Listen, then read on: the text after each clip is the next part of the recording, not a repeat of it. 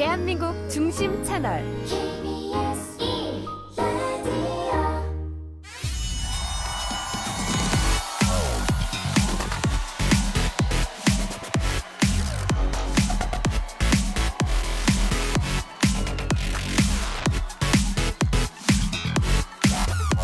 대한민국 경제 오디션 내가 경제스타 K.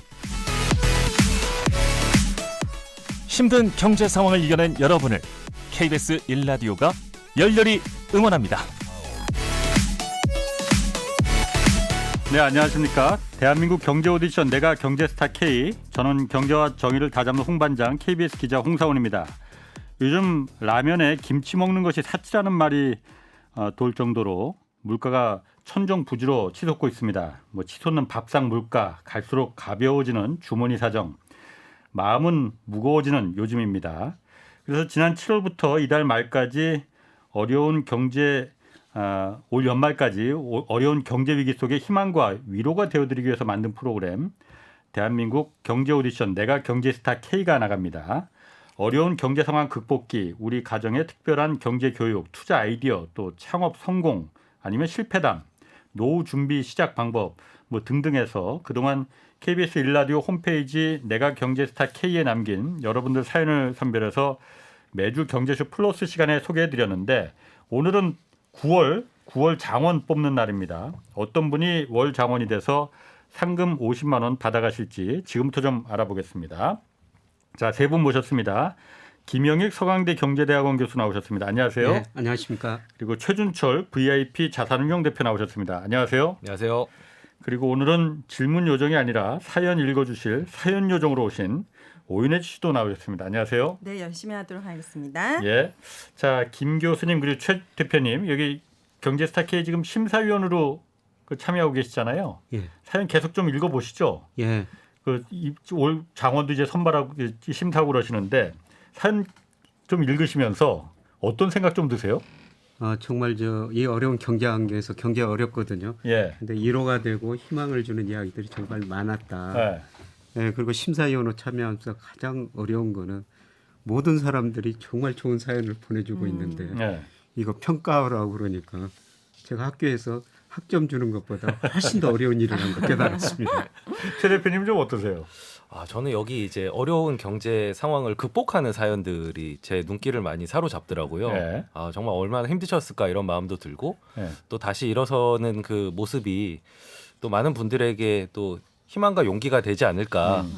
그런 이제 사연들에 아무래도 마음이 많이 끌리고 있는데 교수님 말씀대로 저는 주식 고르는 것보다 예. 이 장원 뽑는 게 더 어렵더라고요. 장원. 그만큼 정말 찡하고 반짝거리는 그런 사연들이 참 많이 있어서 기분이 좋았습니다. 알겠습니다. 오늘도 좀 수고해 주시고 자, 먼저 오늘 이번 주 들어온 사연부터 좀 살펴보겠습니다. 오윤혜 씨가 먼저 한 편 소개해 주실래요? 네, 충청북도 영동군에서 김기대님이 보내온 사연입니다. 귀농으로 찾은 삶의 여유와 행복.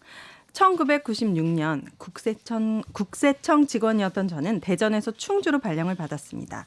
아내와 3명의 아이들, 우리 5 식구는 살던 집을 전세로 놓고 바로 충주로 왔으나 이후 문제가 생겼는데요. 2년 뒤 복귀 예정이었던 일정이 앞당겨져 1년 만에 다시 대전으로 돌아가야 하는 상황이 발생한 거죠. 대전집 세입자에게 이사 비용을 드릴 테니 집을 비워달라 사정했지만 거절당했고 어쩔 수 없이 급하게 집을 구해야 했습니다. 우리가 소개받은 집은 연립주택이었는데 계약금만 내면 전액 대출이 되는 조건이었어요. 급한 마음에 대출을 받아 이사를 했지만 더 큰 문제가 기다리고 있었죠. 바로 IMF 외환위기가 터져 갑자기 금리가 치솟게 된 겁니다. 대출 금리는 25%까지 올라갔고 그 빚은 온전히 우리 부부의 몫이 되어버렸습니다. 과거 은행원으로 근무하며 저축으로 통장 잔고를 조금씩 늘리는 것이 삶의 낚시였던 아내의 행복이 고통으로 바뀌게 된 순간이었죠. 우리 부부는 정신을 차리고 대출금을 갚기 위해 노력했습니다. 가장 먼저 13개의 저축통장 대부분을 해지했고 아이들 대학 등록금으로 마련해뒀던 교육보험까지 깼습니다. 5 식구의 한 달 생활비는 10만 원.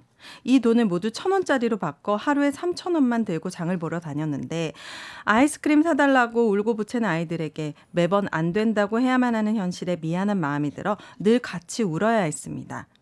오랜 시간 오로지 빚 갚는 것에만 집중하다 보니 어느 날부터 퇴직 후엔 어떻게 지내야 하는가에 대한 걱정이 머릿속에 가득했습니다. 연금에 의지하기엔 남은 세월이 너무 길었고 또 다른 실수를 반복하고 싶지 않았습니다. 더 안정적인 미래가 필요했죠. 오랜 시간 고민한 끝에 정년보다 4년 앞서 명예퇴직을 하고 귀농을 선택해 인생 이모작을 시작했습니다. 영동군에 가격이 저렴한 임야를 구입했고 그곳에 양봉과 표고버섯 농사를 지으며 4년째 시골 생활을 이어가고 있습니다.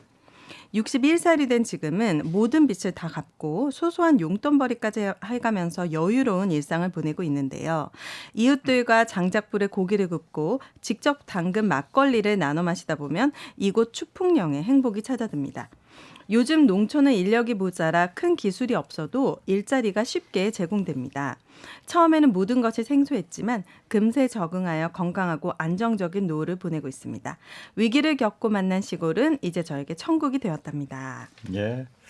아, 저는 이분 그 김기대님 사연 중에서 뒷부분에 나오는 직접 담근 막걸리가 가장 눈에 들어오네요.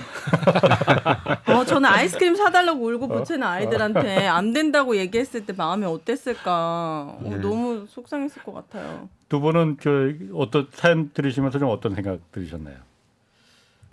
김 교수님. 예. 예, 이 길을 행복으로 극복했다고 보고요. 마찬가지로 저도 그 시골에서 주말에 삽니다만 장작불에 이웃들과 고기 구워 먹을 때 네. 강화도에서 지금 그 주말 예. 농장 하고 계시고 거기 조그만 집 하나. 예, 세수도 안 하고 예. 눈곱기 눈으로 서로 저 고기 구워 먹고 이웃들과 그때가 가장 행복하죠. 예. 예, 근데 이분이 올해 그 양봉 잘 되셨는지 모르겠어요. 근데 올해 제가 강화도에서 살다 보니까 꿀벌이 없어가지고요. 예. 꿀벌이 없다 보니까 수분이 안 돼가지고 모든 가실도 적게 얼었습니다. 진짜 그렇게 예. 느낄 정도예요. 예, 사과, 살구, 배 이런 것들이 작년보다 훨씬 덜 열었거든요. 예, 그래서 올해 수확이 별로 없는 가을이 저는 되고 있는데요. 이분 그쪽에는 참 저 양봉 벌이 좀 많았으면 좋겠다. 이런 생각이 듭니다. 예, 그리고 예. 인력이 모자라 시골에는 얼마든지 일할 수가 있더라고요. 예. 예를 들어서 여름에는 풀이 많이 나거든요. 예. 제가 애초기를 돌리는데 한번 힘들어가지고 애부인을 한번 예. 저 부탁할까 했는데 예. 집 크지도 않은데 30만 원을 달라고 그럽니다. 저 부르시지. 그래서 예, 그런 일이 충분히 시골에서는 있겠구나 그런 생각이 들었습니다. 네. 최 대표님 좀 어떻게 보셨어요? 저는 이제 IMF 좀 오래된 얘기긴 하지만 그렇지. 저는 이 네. 금리가 폭등하면서 고생하신 이 부분이 저는 좀 눈에 띄었는데요. 지금 뭐 금리가 올라가고 있는 추세지 않습니까? 예. 그리고 그리고 뭐 가계부채나 이런 데 염려들이 많은데 이 개별적인 고통으로는 이런 식으로 그러니까 꼭 어떤 부채를 내서 뭐 좀 잘못된 일을 하거나 그런 게 아니라 그냥 주택이나 아주 어떻게 보면 생활 속에서의 의사결정이지만 사실 그런 금리 인상기나 금리가 높을 때 이렇게 고통이 오래 갈 수 있다는 걸 보면서 참 최근의 상황에서도 다들 개별 가게들이 이런 난관들을 잘 넘기셔야 될 텐데라는 그런 생각이 들었습니다. 맞습니다. 뭐 그때 1997년 IMF 외환위기 그때만큼은 아니겠지만은 이번에도 김 교수님 이제 곧 우리나라도 미국도 그렇고 우리나라도 그렇고 경기 침체 이제 곧 들이닥친다는 거잖아요. 뭐 어려운 시기가 올 것 같습니다. 예, 뭐 지난 목요일 날 예. 그런 방송 말씀을 드렸습니다만은 뭐 앞으로 더 어려운 시기가 올 텐데요. 모두가 잘 현명하게 이런 분들이 잘 극복해 나갔으면 좋겠습니다. 자, 다음 사연은 제가 좀 소개하겠습니다. 2번의 실패 끝에 이룬 성공이란 제목으로 이기원님의 사연입니다. 2004년 제가 35살이 됐을 때 음향기기 사업을 시작하게 됐습니다. 회사를 대표하는 제품을 고민하던 중에 제 눈에 들어온 건 어린이 영어 학습기였습니다. 당시 전자사전, 어학기가 대세였고 초등 영어 교과서도 생긴 지 얼마 안 됐을 시기라 어린이를 겨냥하면 좋을 거라 판단했죠. 직장인 시절에 배우고 접했던 유통, 영업 기술이 있었기에 제품 생산부터 영업까지 모든 것을 책임지기로 했습니다. 처음 6개월은 일이 순조롭게 진행됐고 홈쇼핑까지 진출했지만은 제품이 흑백 LCD였던 점이 한계가 돼서 소비자들이 눈을 돌리기 시작했습니다.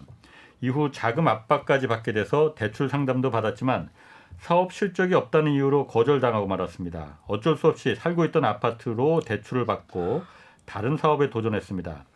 이번 주력 제품은 MP3 플레이어였는데 밤낮으로 열심히 일한 결과 연간 70억이라는 매출을 달성할 수 있었습니다. 하지만 2007년 스마트폰이 출시되고 사람들이 음악을 휴대폰으로 듣게 되면서 사업이 다시 힘들어졌습니다. 설상가상 2008년 금융위기로 1,000원 초반이었던 환율이 1,500원대까지 오르자 환차손을 버틸 수 없는 지경에 이르게 됐습니다. 부도밖에는 답이 없었죠. 결국 저는 파산 신청으로 힘든 나날을 보내게 됐습니다. 주변 사람도 하나둘씩 떠나자 나쁜 생각도 많이 들었습니다. 하지만 이대로 포기할 수 없다 생각한 저는 마음을 다시 잡고 재산 70만 원을 들고 중국으로 향했습니다. 이번에는 음향기기가 아닌 헬스케어 기기 회사 대표를 찾아가서 제품을 100개를 주면 한국에서 다 팔고 오겠다 말했더니 중국 대표님이 우리는 1,000대가 아니면 생산을 안 한다 하시더라고요. 제품을 꼭 팔아보고 싶었던 저는 어렵게 샘플 하나를 구해서 국내 거래처 회장님을 찾아갔고 상황을 설명하면서 5천만 원만 빌려달라 부탁했습니다. 저의 간절함이 통했던 걸까 회장님은 40년 넘게 사업을 하면서 너처럼 빚도 못 갚은 놈이 돈을 더 달라는 경우는 처음 봤다면서 흔쾌히 돈을 빌려주셨습니다. 저는 그 돈으로 중국 업체 대표를 설득해서 300개 제품을 받아와서 국내외를 열심히 뛰어다녔습니다. 음향기기와 헬스케어 관련 유통업을 지속한 결과 4년 만에 모든 빚을 갚고 40억 매출을 기록할 수 있었습니다. 과거 어쩔 수 없이 떠나보내야 했던 직원들도 다시 불러 함께 다 열심히 일하고 있습니다. 수차례 어려움을 겪었지만 다시 일어설 수 있었던 것은 저를 믿어준 직원과 거래처분들 덕분이라 생각합니다. 신용과 의리가 없었다면 여전히 실패를 맛봤을 겁니다. 저는 지금 감사한 마음으로 하루하루 열심히 살아가고 있습니다. 어려운 시기지만 제 경험담 들으시고 힘내셨으면 좋겠습니다. 화이팅! 하고 보내줬습니다. 너무 훈훈한 사연입니다. 네. 예. 이분은 진짜 신용, 의리 이런 게 전에 일했던 직원분들을 다시 불러가지고 같이 일하고 이런 모습이 정말 멋지다. 성공하실 만하다. 이런 그러게요. 생각이 듭니다. 뭐 금융이나 사업에서 그 신용이라는 게 제일 중요한데. 예. 저 돈 좀 빌려주실래요, 교수님? 그렇게 하겠습니다. 봐봐, 빌려주실. 얼마까지 가능하신지. 신용 평가를 좀 해보고. 아, 네, 알겠습니다. 이렇게 신용이 중요합니다, 여러분. 네. 이 신용과 의리가 그 한화그룹의 또 사운입니다. 아, 그래요? 네, 그 회장님이 이제 제정하신 건데 네. 참 특이한 되게 사원인데 그것 때문에 회자가 많이 되거든요. 사원이라고 해서 저는 저 부르는 줄 알았어 지금. 제가 올려놨는데 분위기. 네? 나오네. 네, 신용. 신용과 의리. 네, 신용과 의리. 예. 이분, 사실 신용보다는 의리가 더 신기한. 기업에서 의리가 사원인 거는 약간 좀 무서운데? 퇴직 나가면 안 될 것 회장님 같고. 생각하시면은 뭐 또 쉽게 이해할 수도 있는. 그 회장님. 그런데 이분이 정말 그 환경 변화에 잘 적응하신 것 같아요. 산업 변화에. 그래서 흑백 LCD에서 MP3 플레이어로 갔다가 또 의료기기 이 산업 변화가 이렇게 빠른데요. 거기에 좀 빨리빨리 적응한 것 같고요. 그다음에 환율 이야기도 이분이 하셨습니다만 네. 최근에 저 환율이 또 많이 오르고 있지 않습니까? 네. 또 이렇게 환율이 오르니까 이분처럼 고통받는 기업도 있고 개인도 많이 있을 것이다. 이런 생각이 드네요. 네, 수입업 하시는 분들이 아마 지금 환율에서는 이분의 예전 얘기처럼 좀 힘드실 텐데 정말 좀 포기하지 않고 이렇게 계속 시도하고 이런 결실을 내는 것 또한 큰 희망으로 다가갈 것 같습니다. 헬스케어 기기는 어때요? 그 최 대표님 요즘 보기에는? 헬스케어 기기가 뭐 이제 산업적으로도 굉장히 성장을 하고 있고요. 여기선 사실 뭐 거창한 이런 거보다는 아마 그 건강 의료 기기 같은 뭐 마사지 기기나 뭐 그런 유들일 것 같은데 시장도 크고 있지만 그만큼 경쟁도 좀 치열한 시장입니다. 진입 장벽이 그렇게 높지는 않거든요. 근데 아마 그 경쟁 속에서도 정말 열심히 이제 발품을 팔고 거래처를 개척하시면서 낸 결과이기 때문에 아이템만 잘 골랐다고 해서 이런 사업적인 결과가 나오는 거는 아닙니다. 그렇군요. 알겠습니다. 사연 하나 좀 더 만나보겠습니다. 이번에는 오윤혜 씨가 네. 낭낭한 목소리를 읽어주시죠. 네. 예비 파이어족의 파이프라인이란 제목으로 보내주신 배호성님의 사연입니다. 안녕하세요. 예비 파이어족 31살의 부산 남자 배호성입니다. 저는 2030년까지 총 자산 40억을 모으고 매달 현금 흐름 700만 원을 만들어 놓고 은퇴할 예정인데요. 2030년이면 8년밖에 안 남았는데 가능하겠냐고요? 글쎄요. 아직까지 많이 부족하지만 저의 이야기를 듣고 여러분들이 그 가능성을 점쳐봐 주시길 바랍니다. 일단 저는 중국어 전공자로서 통번역 자격증과 관광통역 안내사 자격증이 있습니다. 이 정도야 외국어 전공자들이라면 많이들 갖고 계실 겁니다.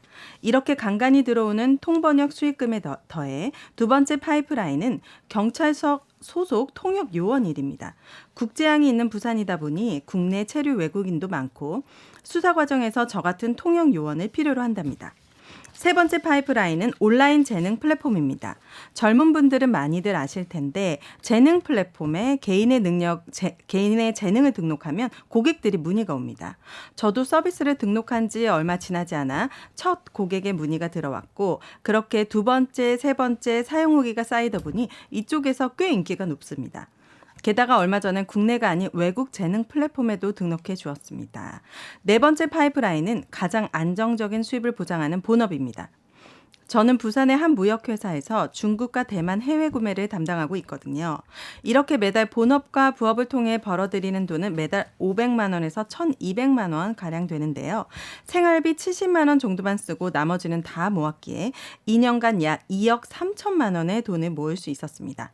본업 외에 파이프라인을 만들고 싶은 분들 많으실 텐데 주변에서 물어보면 이렇게 답합니다. 첫 번째, 일단 시도하라. 대한민국의 외국어 능력자 얼마나 많습니까? 가만히 있으면 알아주지 않습니다. 저의 경우 포털 사이트에서 중국어 통번역 회사를 검색해 나온 100군데, 200군데 회사에 제 프로필을 뿌렸습니다. 다 거절당해도 언젠가 연락 오는 곳이 있습니다. 두 번째, 숨겨진 재능을 찾으세요. 남들보다 나은 무언가가 분명 있을 겁니다. 그리고 그걸 온라인 재능 플랫폼에 올려보세요. 분명 수요가 있습니다. 세 번째, 가장 중요한 건 체력입니다. 저는 아침에 일어나면 수영을 하고 밤에는 헬스, 주말에는 등산을 갑니다. 운동할 땐 항상 이어폰으로 홍사원의 경제쇼 몰아듣기를 하죠. 근로소득만으로 부자 되기 힘들다. 이 생망, 이번 생은 망했어. 포기하지 마시고 지금 여러분에게 가능한 파이프라인을 찾아보면 어떨까요? 파이어족을 꿈꾸는 대한민국 2030에게 파이팅을 외칩니다. 재능 플랫폼이라는 게 있어요? 이게 구인 사이트 그런 거하고는 또 다른가 보네. 그럼? 네, 맞아요. 특히 엄마들이 많이 활용하는데요. 아이에게 미술 가르쳐 주실 분, 뭐 체육 가르쳐 주실 분 이렇게 아이와 놀아주기 또 어플이 있어요. 그러면은 그 전공자들 젊은 2030 분들이 오셔가지고 하루에 한 2시간 정도씩 아이와 함께 미술이나 체육을 하면서 3만 원에서 4만 원 정도 이렇게 페이를 지불하거든요. 그러니까 내 재능을 내가 갖고 있는 특기 재능 내가 잘할 수 있는 걸 올려둘 수도 있고 네. 이런 거 찾을 수도 있고. 네, 맞아요. 요즘 수요가 꽤 좋아요. 김 교수님 아셨어요? 모르셨을 것 같은데. 제가 최근에 어떤 방송에 들으니까 개 산책 시켜주는 직업도 그것도 있더라고요. 있고, 네, 개 산책 당연히 있죠. 네. 그저 집주인이 개를 산책시켜야 하는데 네. 주인이 바쁘니까 산책을 안 시켜주면 개가 살이 너무 찐대요. 네.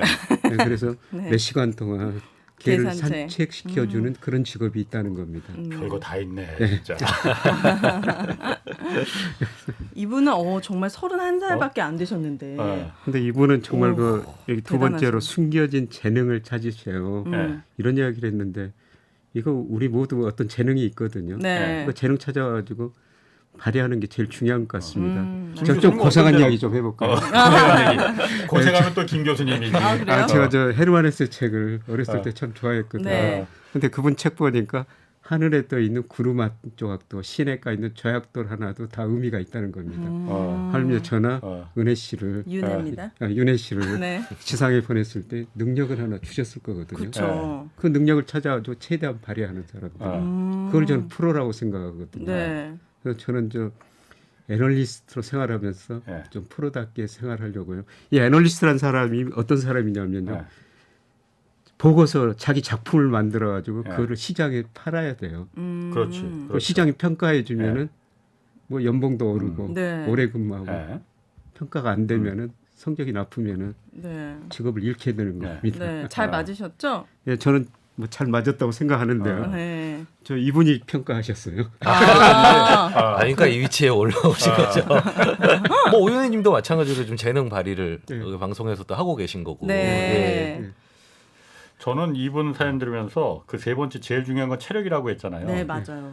저는 이거 정말 100% 아, 공감합니다. 또 테니스 얘기하시고. 아니 제가 사실 체력이 굉장히 좋거든요. 네. 근데 제가 기자의 그 언론에서도 체력이 정말 실력이라고 저는 믿어요. 그냥 모든 게 다 저는 똑같다고 생각하거든요. 그래서 제 주변에 그 사람들한테도 제 딸내미한테도 항상 말하는 게 체력이 실력이다. 일단 체력이 돼야만이 어떤 일을 해서 기자가 취재를 할 때도 마지막 한 고비를 넘을 수 있느냐 없느냐는 체력이 뒷받침됐을 때 넘을 수 있는 거거든요. 체력 안 되면은 야 대충 이 정도면 됐어. 아유 힘들다야. 그러다 정말 큰 사고 나는 거거든요. 그렇죠. 확인을 한 번 더 해봐야 되는 건데 못해서 결국 큰 사고를 내는 게 모든 일이 다 마찬가지예요. 예, 마찬가지입니다. 제가 저 얼마 전에 일본 금융그룹 회장 강의를 한번 들었거든요. 네. 근데 일본이 저성장 저금리 시대가 오래 지속됐어요. 근데 저성장 저금리 시대는 일하면서 근로소득 얻는 게 굉장히 중요하다는 겁니다. 예. 예를 들어서 우리가 지금 은행에 1억 맡겨놓으면 한 달 이자가 10만 원, 20만 원밖에 안 되거든요. 그래요? 근데 어떤 일을 아주 10만 원, 20만 원 벌면 금융자산 1억 가지고 있는 거나 똑같이 중요한 시대라는 겁니다. 그래서 저성장 저금리 시대 때는 늙어 죽을 때까지 일해라. 두 번째, 약간 무섭게 들렸는데, 네네. 일하겠습니다. 비장하십니다. 네네. 음식 가리지 말고 아무거나 잘 먹어라. 골고루. 지금 이야기하는 체력 건강이죠. 그쵸, 예. 맞아요. 최 대표님, 네. 그 상대적으로 젊으시니까 네. 여기서 그 파이어족 그러니까 예, 젊은 나이에 은퇴한다는 거잖아요. 예. 그죠. 요즘 그게 이게 그렇게 젊은 친구들의 그 젊은 친구라고 하면 안 되겠구나. 젊은 직장인들의 이게 로망이라고 하는데 어떻게 생각하세요?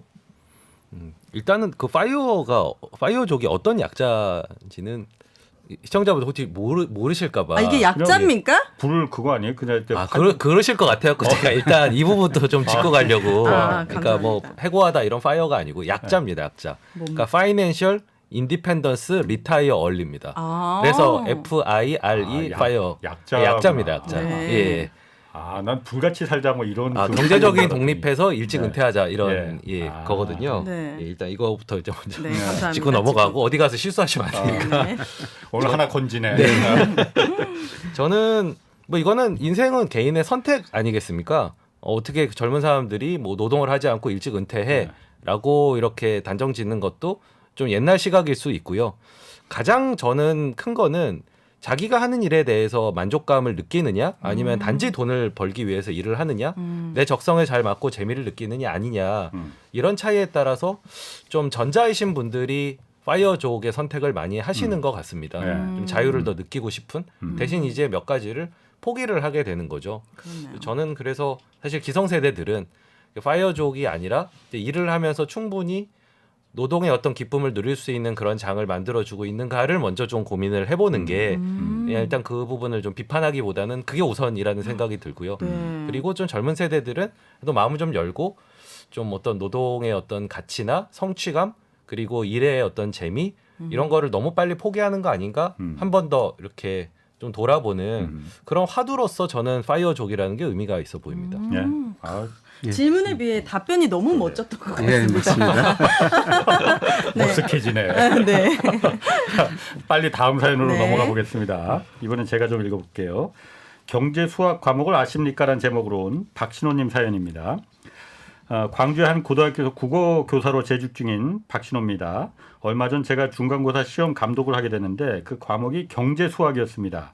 영어 수학도 아닌 경제 수학이라니 이거 생소한 분들도 많으실 텐데 잠깐 설명드리자면 요즘 일반계 고등학교에서는 고교 학점제가 부분 시행 중인데 이 고교 학점제가 뭐냐? 자신의 진로에 따라서 원하는 과목을 선택해서 수업을 듣고 학점을 취득하는 제도입니다. 경제 수학은 그 학점제 과목 중 하나고 저희 학교도 이 제도를 시행한 지 얼마 안 됐습니다. 저희 담당 과목도 국어다 보니까 딱히 관심 밖이었다가 이번 시험 감독을 계기로 교과서를 펼쳐보고는 깜짝 놀랐습니다. 이거네. 커리큘럼에는 뭐 경제 지표, 세금, 이자와 원리 합계, 복리, 함수와 경제 현상, 미분과 경제 문제 등 우리 아이들이 졸업 후에 사회에 나가서 경제인으로 살아가기에 꼭 필요한 내용들이 들어 있었거든요. 이쯤에서 국어교사가 왜 학생들 금융경제 교육에 관심이 많나 하실 텐데요. 다 이유가 있습니다.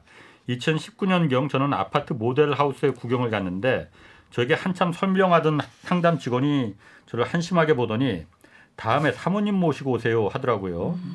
그 당시 저는 LTV니 뭐 DTI, 금리, 뭐 원리금 균등 상환 이런 말이 하나도 뭐 이해하지 못했거든요. 살짝 자존심이 상하더라고요. 내가 세상 돌아가는 걸 몰라도 너무 몰랐구나. 사실 교사가 된 후로는 월급과 연금만 바라보면서 사는 금융 문맹이었죠.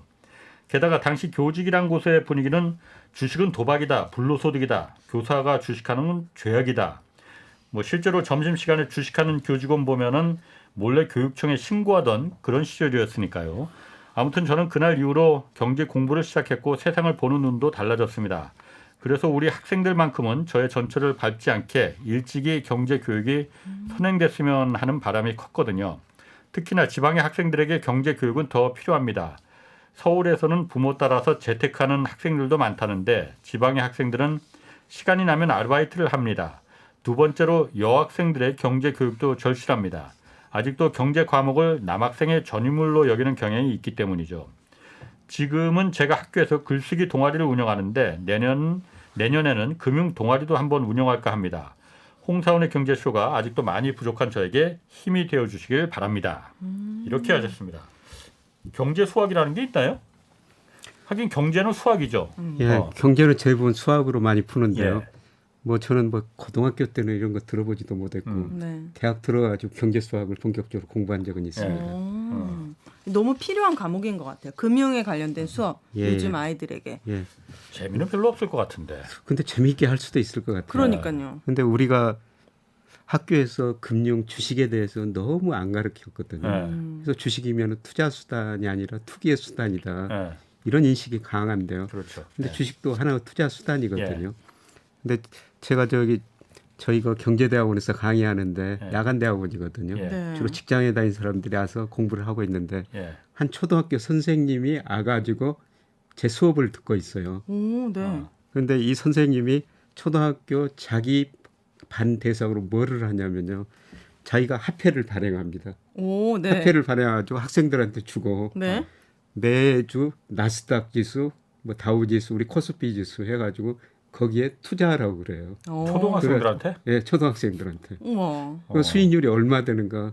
그럼 금융을 초등학생들한테 가르치는 것 너무 이른가요? 근데 저는 뭐 그렇게 나쁘지는 않다고 생각하고 있습니다. 예. 네.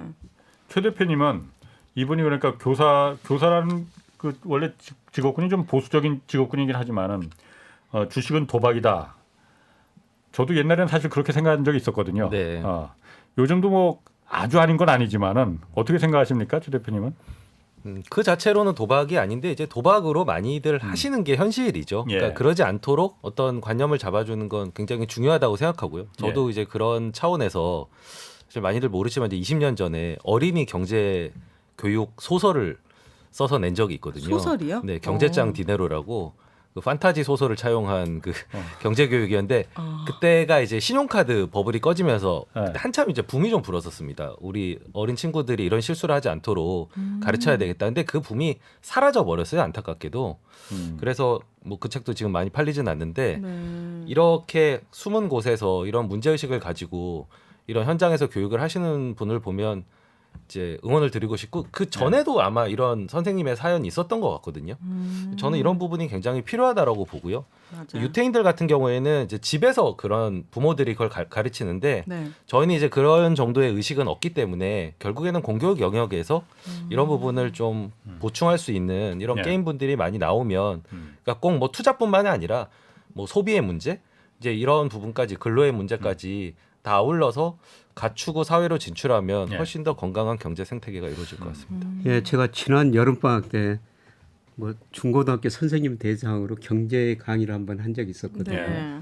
근데 이분들이 질문하라고 그러니까 주로 저 공무원 연금에 대해서 질문을 많이 하시더라고요. 아, 지금 공무원 연금이 적자가 많이 나오고 있지 않습니까? 본인들. 네, 그래서 앞으로 더 내고 앞으로 덜 받을 수밖에 없다. 네. 뭐 네, 그런데- 그럴 수 있지. 예. 뭐 자기 이해관계가 걸린 거 뭐 네, 그거 그래서- 잘못 아닙니다. 지금 공무원 뭐 선생님 하면서 뭐 월급은 적게 받고 네. 연금은 나중에 적게 받으면 어떻게 되느냐. 이런 걱정을 많이 하시더라고요.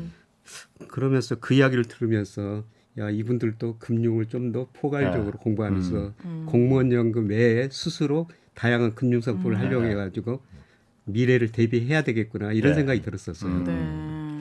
아니, 제가 이거 보면서 경제 수학, 그 경제에 대해서 금융에 대해서 어릴 때부터 교육을 아까 최 대표님도 말씀하셨지만은 저거 중요하다고 봐요. 특히 제가 독일을 한번 출장을 갔을 때 제가 원래 예전부터 노동, 임금, 일자리 이런 부분을 취재를 많이 했었거든요. 네. 독일은 노동에 대해서 정규 커리컬 그 의무 교육사항에 들어가 있거든요. 예. 당시 노동자가 어쨌든 노동시장으로 들어갈 텐데 이렇게 되면 이런 노동법을 알아야 된다. 이럴 때 억울할 때는 어떻게 해야 된다. 이런 부분을 노동에 대해서 가리키고 있더라고.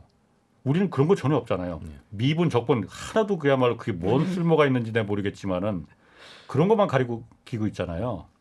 이런 경제나 금융 또 노동 이런 부분에서 정말 이 사람이 살아가면서 교육시장에서 이제 노동시장으로 나왔을 때 필요한 실질적으로 필요한 물론 거기서 공부 더해서 뭐 박사 될 사람들이야 뭐 그런 거 다 알아야겠지만은 그거 안 할 대부분의 사람들은 이런 교육이 정말 교육 아닌가. 저는 뭐 그렇게 또 오늘 또 100분 토론이 되거든요. 저는 이런 선생님들의 노력이 어느 정도 이제 이런 방송을 통해서 좀 제도화되고 좀 체계적으로 이루어질 수 있는 그런 시작점이 됐으면 좋겠습니다. 맞습니다. 자, 다음 사연 또 한 번 더 볼까요? 오윤혜 씨 한번 소개해 주시죠. 울산광역시에서 송민우님이 보내주신 급할수록 천천히 정신승리 투자저축이란 제목의 사연입니다. 안녕하십니까. 저는 올해 34살 만 8년차 직장인입니다. 어린 시절 우리 집은 아버지의 잦은 사업 실패로 어려웠습니다. 그래서 저는 취업 후 3단계로 돈을 모으기 시작했습니다. 먼저 1단계 1,000만 원의 비상금 통장 만들기입니다. 어린 시절부터 빚의 무서움을 체감하며 자란 저는 하루만 맡겨도 이자가 붙는 입출금 통장인 CMA와 수시 입출금 통장인 파킹 통장의 비상금을 모았습니다. 갑작스럽게 빚이 생겨도 비싼 이자를 물지 않고 동시에 예금 금리의 소득도 얻는 안전수단의 확보인 거죠. 두 번째로는 배당주, 배당 ETF 등을 통한 적립식 투자입니다. 배당주는 배당을 주는 기한을 기준으로 최종 얼마 모았는지 보고 거기에 대한 배당을 주기 때문에 적금처럼 모아서 예금의 효과를 볼 수 있었습니다. 그럼 주가가 내려가면 어떡하냐고요? 이때 정신승리가 발동합니다. 어차피 급한 돈은 비상금 통장에 있으니까 문제없고 배당주를 적금의 일종으로 본다면 적금 만기가 1년이 아니라 2년이었네. 아니 3년이었구나. 이런 식으로 마인드 컨트롤하면서 상승장을 기다릴 수 있었습니다. 마지막 3단계는 저축은행 이자를 통한 주식 투자입니다. 2단계 방법으로 모은 돈을 월 이자 지급식 저축은행 예금에 예치하고 매달 받은 이자로 미국 기술주에 투자했습니다.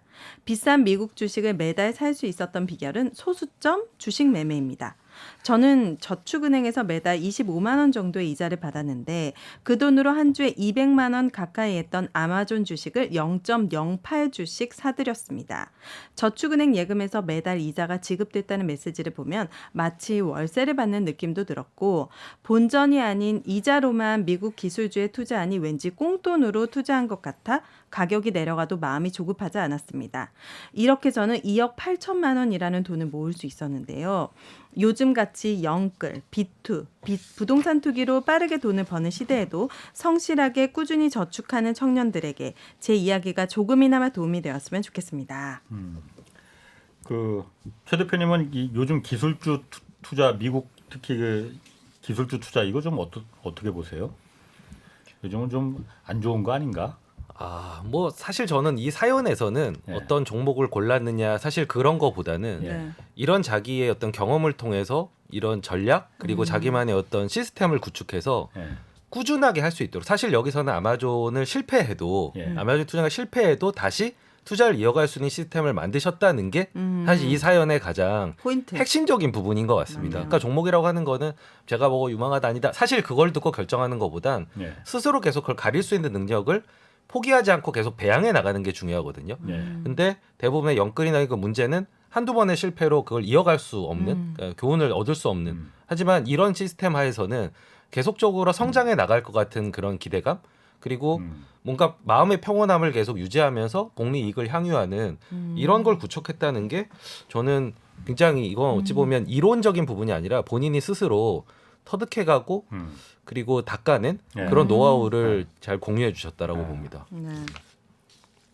김 교수님은 저는 뭐 어때요? 이분이 금융을 참 많이 공부하신 분이다. 뭐 예. CMA, 배당 ETF, 예. 뭐 이런 여러 가지 금융 상품을 많이 공부하시고 투자하니까요. 예. 성공할 수밖에 없다 이런 생각이 들고 있고요. 네. 그다음에 가장 제 마음에 지금 딱 드는 이야기는 배당주를 샀는데 그 주식이 떨어졌다. 네. 그러면은 1년이 아니라 2년, 3년 정기적금 들었던 것처럼 생각하자. 그 마음을 컨트롤했다고 그러지 예. 않습니까? 네. 지금 주식 투자할 때는 이게 정말 필요한 시기거든요. 네. 예, 우리 코스피가 3,300 갔다가 지금 2,300으로 많이 떨어졌지 않습니까? 네. 예, 그런데 제가 2,300 갔을 3,300이 할 때는 뭐 여러 가지 경제 변수 가대평가됐습니다. 예. 뭐 여기 방송 나가지고 주식 비중 좀 줄여주십시오 말씀드렸는데 제가 그런 모든 경제 변수로 보니까 지금은 저평가 영역에 들어섰거든요. 지금이 예. 예. 그래서 지금은 이분처럼 2년 만기, 3년 만기 정기적금을 들었구나. 그러면서 기다려야 하시는데요. 예. 네. 지금 주가가 저평가됐는데 손해 봤다고 지금 주식시장을 나가시면 안 된다는 것이죠. 네. 네, 그런 의미에서 이분이 우리 현재 상황 주식 투자자들한테 상당히 어떤 교훈을 주고 있구나 이런 생각이 듭니다. 동의합니다. 네, 굉장히 핵심을 말씀을 해주셨고요. 지금 용기를 내려면 예. 이런 식의 사고 방식이 그렇죠. 필요합니다. 그러니까 예. 정신 승리라고 본인은 겸손하게 표현을 하셨지만 예. 이게 나름의 변동성에 대처하는 노하우고 최종 결실을 얻기 위해서는 이런 식의 나름 자기만의 심리 컨트롤 방법이 필요합니다. 아까 말했던 그 아까 전 사연에서 주식이 도박이다. 도박이 안 되기 위해서도 이런 정신승리 컨트롤 네. 필요한 거죠. 이런 게 바로 도박이 아닌 방법으로 주식을 하는 예, 방식입니다. 예. 알겠습니다. 자, 지금 여러분께서는 대한민국 경제 오디션 내가 경제스타 K 듣고 계십니다.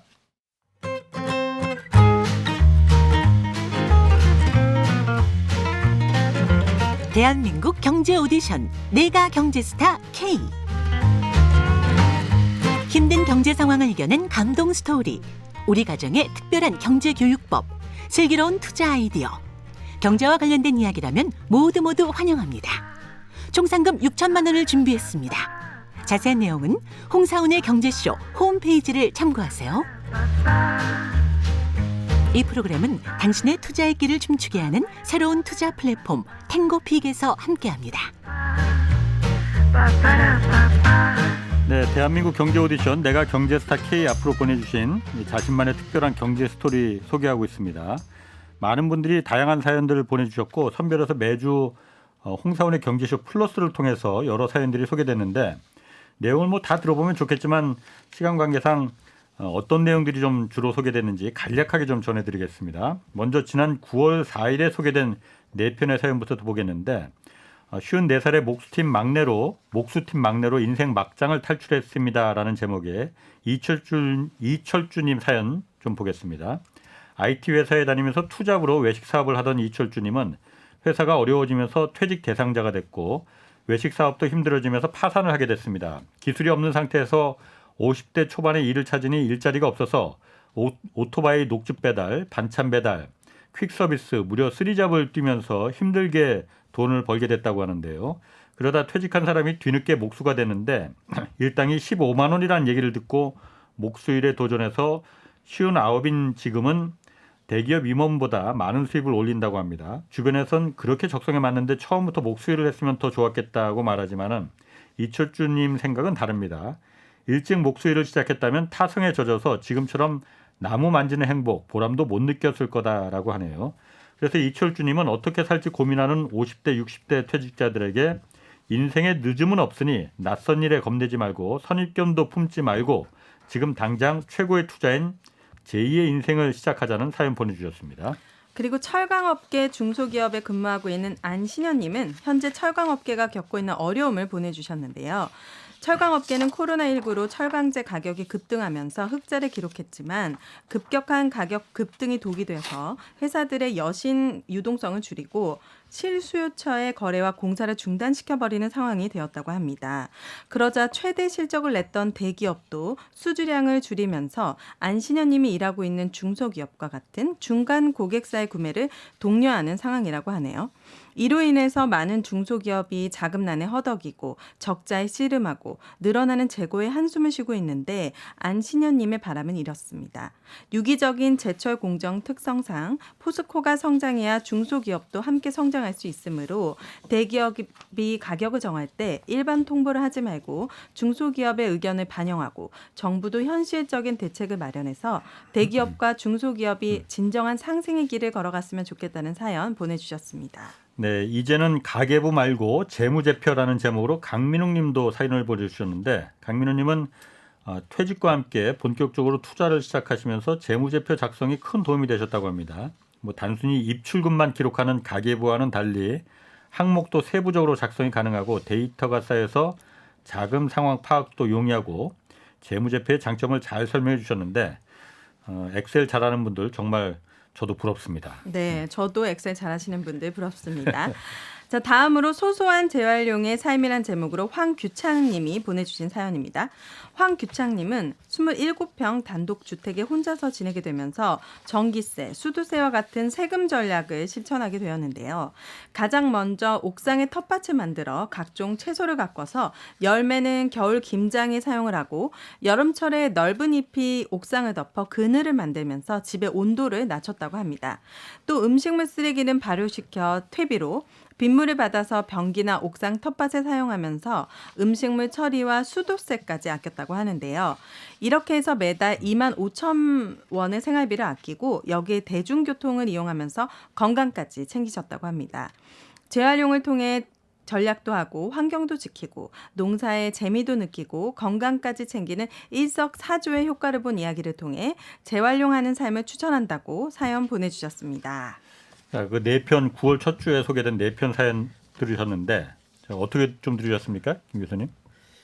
저는 뭐 포스코에서 그 중소기업하고 대기업 관계 이거 우리 홍 기자님께서 아주 전문가지만 이런 이야기가 좀 많이 필요한 것 같습니다. 소득 불균형에서 역사적으로 보면 미국이나 우리나라 소득 불균형이 너무 심화되고 차별화가 심화되고 있거든요. 과거 역사를 보면 큰 역사지만 이런 소득 불균형이 심화되면 전쟁, 혁명, 전염병으로 해결돼요.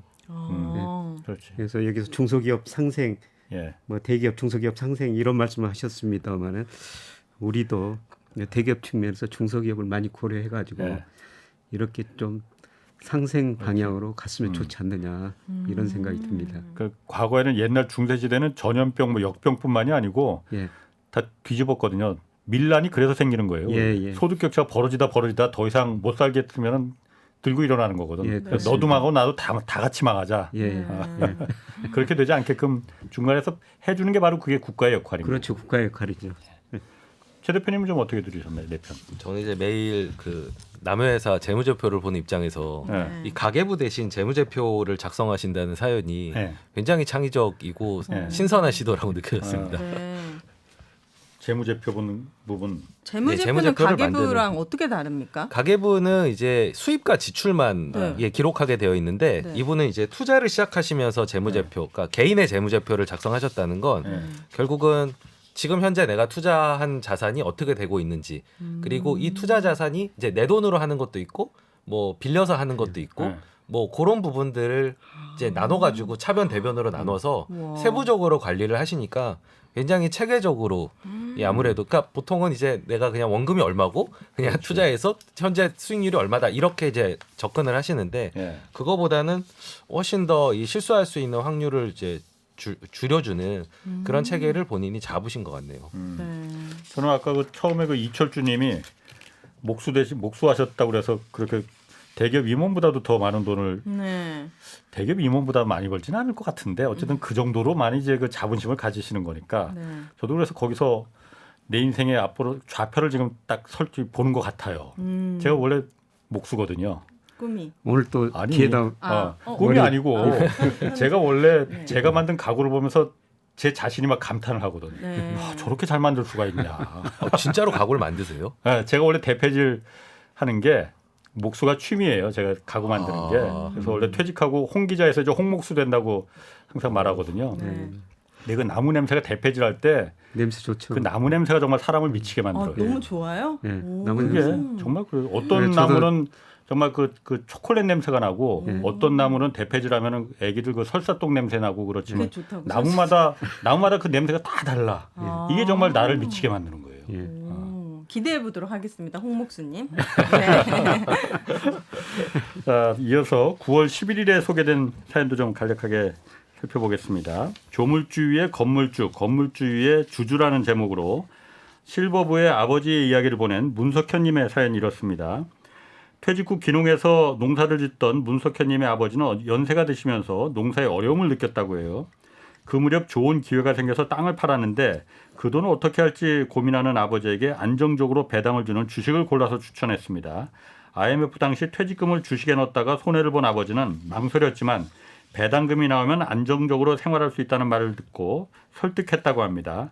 안정적으로 배당을 받을 수 있는 주식을 찾기 위해서 투자 설명회, 주주총회 등 발로 뛰어가면서 정보를 모으고 또 신중하게 판단해서 두세 곳의 주식에 투자했고 15년이 지난 지금은 그동안 받은 배당금이 투자 원금을 회수하고도 남을 만큼 좋은 결과를 얻었다고 합니다.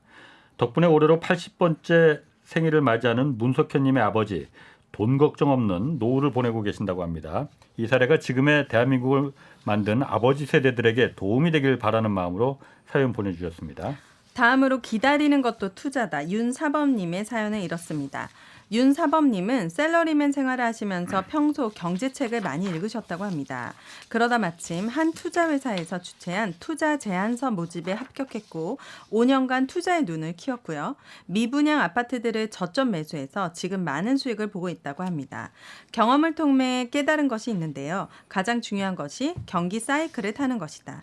저점에 매수하고 기다렸다가 호황기 때 고점에 매도한다. 이 두 가지를 많이들 알고 있지만 실천이 안 되는 1순위라면서 자신의 투자 노하우를 알려주셨습니다.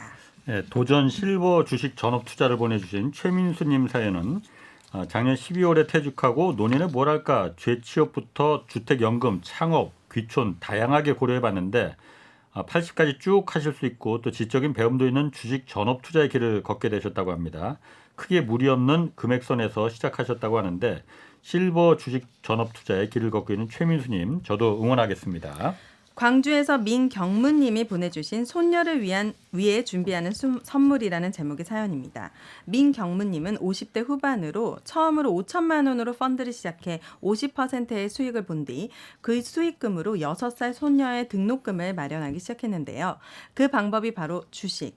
매달 10만 원을 투자했고 70개월을 꾸준히 한 가지 종목을 매수한 결과 350만 원의 수익금과 추가 배당금을 꾸준히 받고 있다고 합니다. 손녀를 위해 새로운 투자를 시작함으로써 본인의 성취감은 물론 손녀의 미래까지 준비해주는 즐거운 노후를 보내고 있다며 근황 전해주셨습니다. 예, 네 편 사연들 좀 들으셨는데 어떤 사연이 좀 가장 인상이 깊으셨나요? 저는 뭐 두 가지 사연이 그냥 눈에 들어왔는데요. 첫 번째는 배당 투자. 우리 가계 자산 중에서 실물 자산이 77%, 부동산이 73%고요. 금융 자산이 23%. 거기서 전월세 보증금을 빼면 13%밖에 안 되거든요. 저는 금융 자산이 너무 낮다. 특히 50대, 60대 후반 이분들은 80% 이상이 부동산이에요. 근데 이분처럼 배당 투자해 가지고 배당금을 받는 게 부동산 투자보다 더 나을 것이다. 그다음에 한 분이 경기 사이클을 이야기하셨는데요. 제가 투자자들 보면은 정말 좋은 주식을 가지고 계시거든요. 그런데 경제라는 게 늘 좋아졌다 나빠졌다 장기적으로 성장 아니면 사이클이 있어요. 예를 들어서 경기 사이클을 알면은 삼성전자를 9만 원대 안 사고 지금 뭐 6만 원대, 5만 원대 더 사실 수가 있다는 것이죠. 그래서 통계청에서 보면 그 선행지 순환 변동치라는 걸 발표하는데요. 이거 하나만 보더라도 어느 정도 사이클을 알 수가 있다는 것이죠. 그래서 이분은 그런 사이클을 이야기해가지고 뭐 제가 공부하는 거하고 비슷해가지고 말씀을 드립니다. 최 대표님은? 저는 이제 배당을 언급을 하셨으니까 조금 더 이제 디테일하게 들어가면 이 문석현님이 이제 발로 뛰어가며 정보를 모으고 신중하게 판단해서 두세 곳의 주식에 투자했다라고 하셨거든요. 그러니까 배당주라고 해서 덮어놓고 그냥 배당 수익률을 높은 걸 찾는 게 아니라 본인 스스로가 확신을 가질 수 있는 과정을 충실히 거쳐야 오랫동안 주식을 보유를 할 수가 있습니다. 그 배당을 충분히 누릴 수가 있거든요. 예. 근데 여기에 투자의 정석이 다 들어가 있습니다. 직접 정보를 모으고 그리고 신중하게, 제가 이 단어를 참 좋아하는데 신중하게 판단해서 그리고 몰빵이 아니라 두세 곳, 그러니까 어느 정도 분산을 하셨다는 얘기거든요. 그러니까 정말 이게 이제 도박처럼이 아니라 제대로 된 주식 투자, 배당주 투자를 한 셈이시고 예. 이 실버 전업 투자를 이제 하신다라고 하는 분의 사연이 있었는데 이분도 이런 프로세스를 조금 참고해 보시면은 더 성공률이 높아지지 않을까, 마음도 훨씬 편하고 예. 그렇게 추천을 드리고 싶습니다. 그 몰빵이 아니고 이제 두세 곳에 이렇게 분산해서 투자한다는 거, 그것도 좀 제가 그러니까 경험해 봤을 때는 저는 사실 뭐 주식 투자를 얼마 전부터 좀 이제 좀 해보고 있거든요. 근데 뭐 기업을 여러 개를 이렇게 다 알 수가 없으니까 한 군데 아까 김 교수님 말씀하신 대로 사이클이 이렇게 이제 눈에 막 보이더라고요. 제가 서당계가 이제 한 3년은 안 됐지만은 1년이 넘다 보니까는 풍월까지는 아니더라도 그 사이클이 이 기업은 이제 이쯤 되면 주가가 이제 올라갈 때가 됐어. 이제 더 이상 이 정도 내려왔으면 더 이상 떨어지는 않을 것 같은데, 그러니까 한 기업을 계속 여러 개 기업을 제가 하기에는 너무 벅차니까 한 개 기업만 계속 보니까 그 기업의 사이클이 좀 눈에 들어오더라고요. 그것도 저는 제 나름대로 그거 했을 때 이게 방법이겠구나 생각이 되더라고요. 또 수익률도 괜찮았어, 솔직히. 축하드립니다. 네, 그런데 그래도 몇 종목은 보셔야 됩니다. 네, 제가 그 20, 30대 뭐 연령별로 투자 수익률 보니까요. 뭐 2020년 주가가 많이 할 때 20, 30대 수익률이 제일 낮더라고요. 그 두 가지 이유 중에 하나가 소수 종목에 집중 투자하는 경향이 있었어요. 그러니까 돈이 가지고 있는 돈이 적으니까 빨리 돈을 늘려야 되겠다. 그래서 소수 종목에 집중 투자하더라고요. 그래서 좀 제가 분산 투자를 해야 되겠다 그랬더니 어떤 젊은 분이 계란이 하나밖에 없는데 어떻게 여러 바구니에 담습니까? 그래서 제가 농담으로 그 계란을 매출알로 바꾸세요. 그래서 그래도 분산 투자를 해야 됩니다. 이런 거 농담을 해야 되는데 그래도 몇 종목은 그 사이클이 또 벗어날 수도 있으니까요. 네. 김 교수님도 웃기는 얘기 좀 하시는군요. 왜요? 재밌으신데. 네. 여세를 몰아서 네. 9월 18일 소개된 사연 먼저 오윤혜 씨가 먼저 네. 해주실까요? 리츠 주식으로 건물주 대기라는 제목으로 사연을 보내주신 김금수님 사연입니다. 30대 실질적 가장이 되셔서 문방구도 차려보고 또 그렇게 번 돈에 빚내서 땅 사고 상가주택 지어서 일찌감치 건물주가 되셨다고 합니다.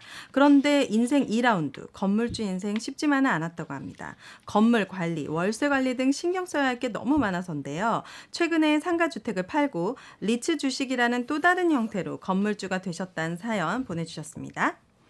나누어지는 부 함께하는 균형이라는 제목으로는 이주원님 사연도 있었는데, 이주원님은 다양한 가치와 사람이 더 중요해지는 사회에서 살고 싶어서 교회 친구들과 작은 모임 만들었다고 합니다. 매달 수입 일부분을 나누는 이 모임은 각자 수입의 15%를 한 통장에 모으고 다시 n분의 1로 나눈다고 합니다. 그래서 수입원이 없는 사람은 한 달을 살아갈 작은 용돈을 얻고 많이 내는 사람은 돈의 사용법을 한 번 더 고민하게 되는데, 이 과정에서 서로의 연봉이 오르면 진심으로 기뻐하고 응원한다고 합니다. 타인의 자본이 비교의 대상을 넘어서 격려의 대상이 되는 거죠. 물론 월급의 15%를 낸다는 것 누구에게나 힘든 일이지만 자신의 것을 나누고 함께 살아가고자 하는 이들을 볼 때 어려운 경제 속에서도 살아갈 따스함을 얻는다고 합니다. 이주원님은 이 모임을 통해서 자본만이 우선시되는 사회가 아니라 내 옆에 있는 사람들도 챙길 수 있는 그런 사회가 되면 좋겠다, 이런 바람을 사연으로 보내주셨습니다. 자, 오늘 여기까지 하겠습니다. 그래서 지금까지 여러분들 사연 소개해드렸는데 한 가지 사연이 더 남았습니다. 시간 관계상 안 될 것 같은데. 그렇군요. 예. 하라고 PD님께서 사인해 주셨습니다. 그래요? 네. 예, 하시죠 그럼. 자, 마지막 사연입니다. 나도 애널리스트부의 비트코인 투자 전망이라는 제목으로 정석원님이 보내주신 내용입니다. 비트코인은 블록체인 기술을 기반으로 하여 해킹에 강하고 약 4년을 주기로 보상이 절반으로 줄어드는 반감기가 있다는 점을 근거로 사기가 아니다, 이런 주장과 보이지 않고 제도권 자산에 편입되지 않은 상태여서 사기라는 주장이 공존하는 금융시장계의 뜨거운 감자라는 점을 짚어주셨고 고점 대비 70% 이상 하락한 비트코인의 가격을 두고도 싸다라는 주장과 테라 누나 사태로 신뢰를 잃어서 비싸다라는 주장이 맞서는 상황을 분석하면서 장래가 밝다는 점, 또 기성세대의 자금이 넉넉하지 않은 MZ세대도 투자할 수 있고 세월이 흐를수록 MZ세대에게 익숙한 투자 자산이 될 것이라는 개인적인 예측도 전해주셨습니다. 자, 이렇게 여러 편 사연 소개해드렸는데 이 중에서 4편 뽑아서 월장원 뽑겠습니다. 사연은 미리 심사위원들께 좀 보내드렸고 이 중에서 네. 가장 많은 표 받은 4분을 지금부터 발표하겠습니다.